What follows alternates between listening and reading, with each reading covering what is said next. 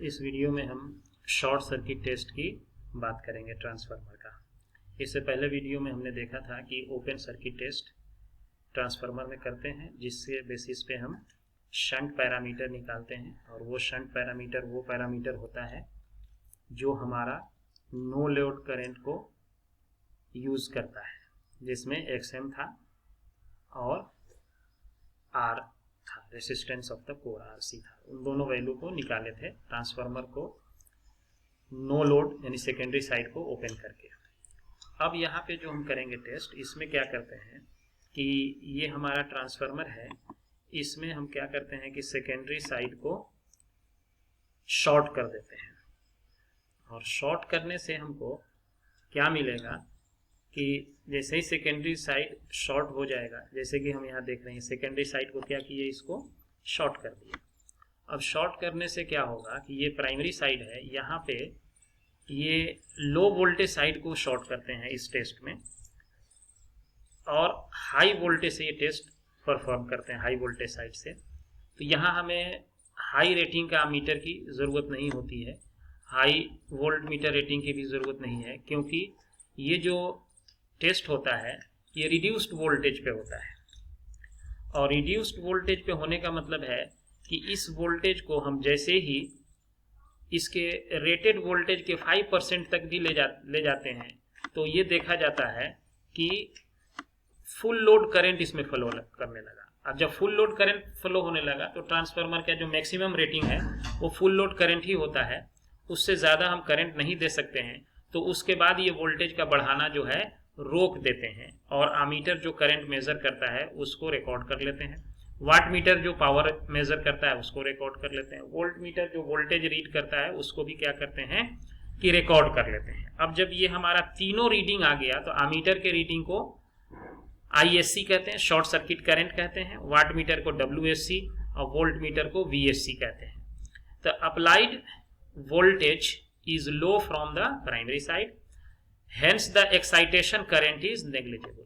अब इसमें क्या है कि फुल लोड करंट पे बात हो रही है, तो इस केस में जैसे कि हम अगर इस करंट को देखें तो ये I1 जो हमारा है, I1 equal to I not plus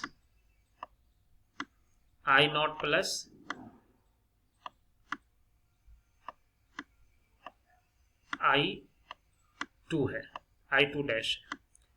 तो ये वाला जो पोर्शन होता है, फुल लोड करंट हमारा फ्लो होने लगा, तो ये वाला वैल्यू क्या है, इसको हम नेग्लेक्ट कर देते हैं, ये छोटा है तो इसीलिए हम बहुत स्मॉल होता है। तो I1 जो हो जाता है, ये I2 डैश ये कहते हैं, यानी फुल लोड करंट के बराबर ये हमारा हो जाता है। If shunt branch is neglected, overall equivalent circuit is simplified as series branch. Simply जो है सीरीज ब्रांच की तरह ये वाला आपको दिखेगा, सीरीज ब्रांच ISC। और R इक्विवेलेंट हो गया, ये कहाँ है, R equivalent seen from primary side, और X equivalent seen from primary side. ये इसके वैल्यूज को पहले स्लाइड में, पहले वीडियो में ऑलरेडी डिस्कस किया हुआ है, जिसमें हम इक्विवेलेंट सर्किट के मॉडल की बात कर रहे थे। अब यही पैरामीटर हमको निकालना है, R equivalent and X equivalent निकालना है। हमारे पास नोन पैरामीटर कौन कौन से हैं, VSC नोन है, ये कहाँ से आएगा, ये वोल्ट मीटर की रीडिंग को VSC कहेंगे। ISC कहाँ से आएगा, ये वाट मीटर की आमीटर की रीडिंग को ISC कहेंगे।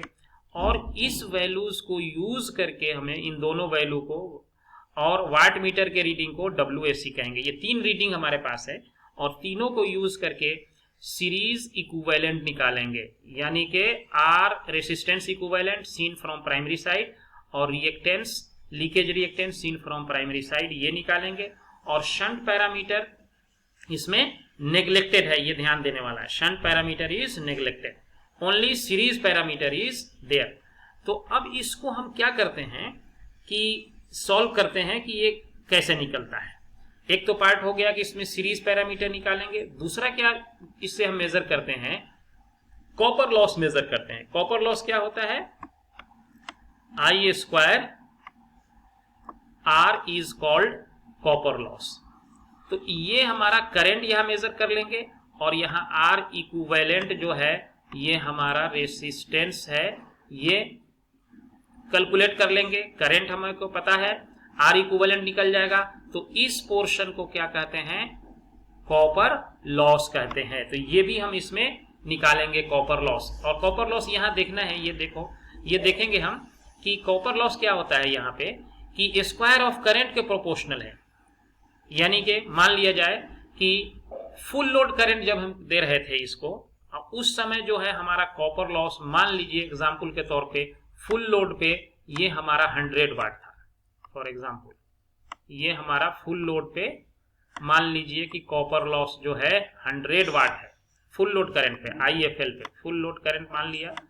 उस समय जो है हमारा करंट जो है जब फुल लोड है तो उस समय हमारा कॉपर लॉस कितना होता है, 100 वाट है। अब कहे अगर इस क्वेश्चन में कि इसको फुल लोड को करंट को क्या कर दिया कि जो है हाफ कर दिया गया, यानी कि 50% लोड किया ट्रांसफार्मर का, तो ये लॉस बताइए कितना होगा। जब ये करंट हमारा हाफ हो जाएगा तो ये लॉस जो है हाफ नहीं होगा, 1/4 होगा, क्योंकि ये स्क्वायर ऑफ द करंट के प्रोपोर्शनल है। तो हाफ का स्क्वायर करेंगे तो 1/4 हो जाएगा, इसीलिए ये लॉस आपका 25 हो जाएगा अगर half of the full load पे कॉपर लॉस की बात किया जाए। तो इसीलिए ये लॉस क्या होता है, ये वेरिएबल लॉस है।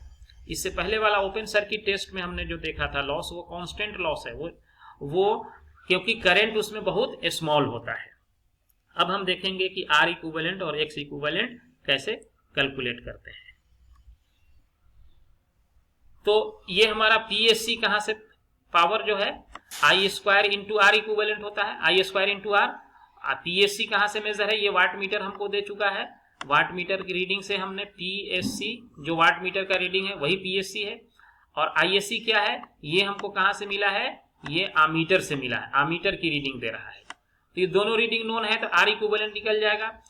फिर उसके बाद Z इक्विवेलेंट निकाल सकते हैं, वोल्टेज बाई करंट। VAC कौन दे रहा है, वोल्ट मीटर, ये हमने मेजर किया है वोल्ट मीटर से। और ये हमने ISC कहां से मेजर किया है, अगेन यही आमीटर ने दिया है हमारा, ISC जो है आमीटर से मेजर। ये दोनों वैल्यू नोन है तो Z इक्विवेलेंट निकल गया। जब Z इक्विवेलेंट निकल गया, R इक्विवेलेंट हमारे पास पता है, तो X इक्विवेलेंट हम निकाल सकते हैं। X इक्विवेलेंट इस फॉर्मूला को यूज करके Z equivalent square minus R equivalent. तो ये हमारे पास दोनों पैरामीटर क्या हो गया, निकल गया। R इक्विवेलेंट, X इक्विवेलेंट निकल गया। और पावर फैक्टर अगर निकालना है इसको हमको, तो पावर फैक्टर के लिए हम इस रिलेशन को यूज कर सकते हैं, cos phi SC equal to ये हमारा क्या हो गया, VSC into ISC into cos phi power, real power. ये हमारा, इसको हम ये भी लिख सकते हैं, तो इससे हमारा पावर फैक्टर निकल जाएगा। इस मेथड से भी हम निकाल सकते हैं, दोनों मेथड है। तो ये हमारा ZSC equal to VSC by voltage हमारा पता है, करंट पता है, तो हमारा R इक्विवेलेंट जो है ZSC जैसे ही हमारा निकल गया और ये पावर फैक्टर निकल गया, तो हम क्या कर सकते हैं, R इक्विवेलेंट इसको अगर हम कॉम्प्लेक्स प्लेन में अगर इसको हम ड्रॉ करें, ये हमारा मान लेते हैं कि ये हमारा क्या है, ये है ZSC, यही है ZSC। और ये एंगल हमारा क्या है, phi SC है, ये है phi SC। तो इधर वाला जो पार्ट होता है ये हमारा रियल है, तो इसीलिए इसको क्या है, R equivalent equal to Z का इधर अगर हम ब्रेक करें तो ये हमारा ZSC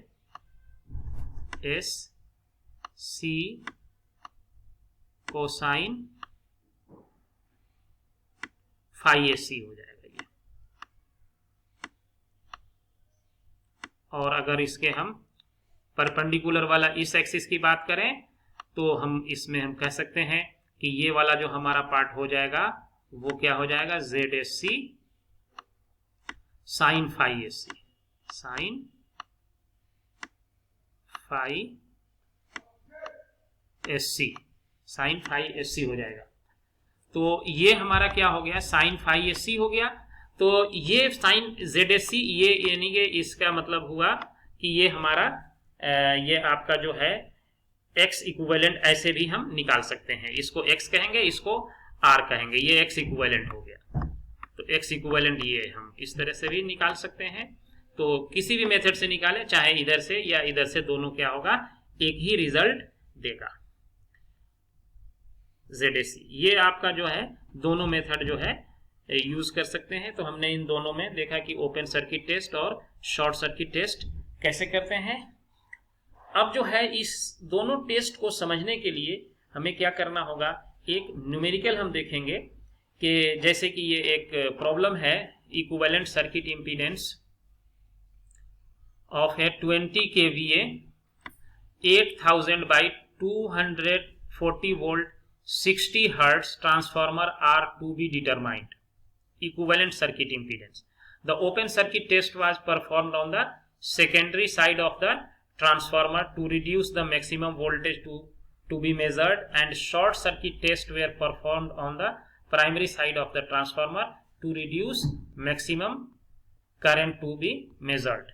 The following data, ये डाटा जो है जब ये टेस्ट किया गया तो ये डाटा हमको ओपन सर्किट टेस्ट किए तो VOC का एक्चुअल वैल्यू 240 वोल्ट है, IOC का जो वैल्यू है एक्चुअल वोल्टेज है वो हमको जो है 7.133 एम्पियर है, और VOC का जो वैल्यू है, ये सॉरी ये VOC नहीं है, ये मिस्टेक है यहाँ पे, ये POC है, ये POC है, ये POC का वैल्यू जो है ये 400 वाट है।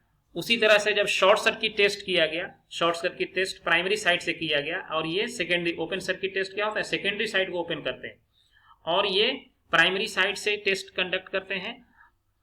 तो इसमें देखा गया कि VOC जो है ये आपका आ गया, VSC जो है शॉर्ट सर्किट वोल्टेज 489 है, करंट का वैल्यू ISC का शॉर्ट सर्किट करंट 2.5 है, और पावर का जो वैल्यू है PSC जो है वो आता है आपका 240 वाट आता है। अब इस क्वेश्चन में ये कह रहा है कि find the impedance of the approximate equivalent circuit referred to the primary side and sketch that circuit. ये एक प्रॉब्लम है जिसमें जितना हमने open circuit short circuit test पढ़ा है ये सारे चीजों को इसमें ये डिस्कस करता है। तो सबसे पहला काम हम इसमें क्या करते हैं कि इस ट्रांसफार्मर का हम टर्न रेशियो निकाल लेते हैं। टर्न रेशियो क्या होता है, primary voltage by secondary. Primary voltage is 8000 and secondary is 240। सो इसको आप डिवाइड करेंगे तो ये 33.33 आ जाएगा। और ओपन सर्किट के समय पावर फैक्टर, पहले हम ओपन सर्किट पे काम कर लेते हैं। पावर फैक्टर निकालने का फॉर्मूला जो पहले भी बताया है, POC open circuit power, VOC by IOC, या पावर सिंपली हम यही जानते हैं कि V into I cos theta होता है। तो यहाँ से पावर नोन है, वोल्टेज नोन है, करेंट नोन है, तो पावर फैक्टर हमको निकल जाएगा कॉस थीटा। POC का वैल्यू 400 था, ये 400 पुट कर दिए। उसके बाद VOC देखिए 240 है, उसको पुट कर दिया। फिर आप देखेंगे कि IOC 7.133 है, इसको पुट कर दिए।